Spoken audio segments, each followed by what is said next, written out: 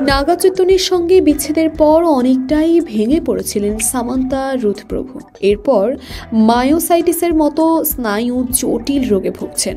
তবে ধীরে ধীরে যাবতীয় পিছুটান কাটিয়ে উঠেছেন, চেষ্টা করছেন নিজেকে নতুন করে গুছিয়ে নেওয়ার।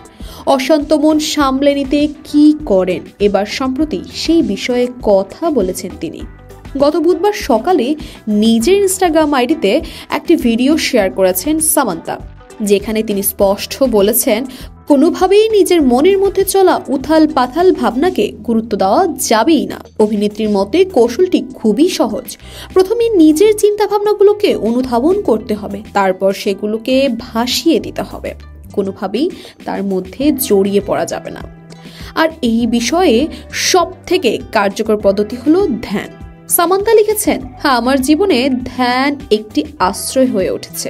নিজের ভেতরে থাকা স্থির শান্তির সমুদ্রে ফেরার পথে। পৃথিবী যতই অস্থির হয়ে উঠুক, আমি জানি আমার ভিতরে সেই শান্ত বিন্দুটি সব সময় রয়েছে, আমার জন্যই অপেক্ষা করছে। যখনই নিজের কাছে ফেরার এই পথ চিনে ফেলবেন, তখন বাইরের সমস্ত গোলযোগ স্থিমিত হয়ে যাবে। শুধু নিজের জন্য না, সামান্থা সবাইকে এই পদ্ধতি অনুসরণের কথা বলেছেন। তার দাবি, এই বিশেষ অভ্যাসের জন্য কোনো বিশেষ পন্থাই নেই।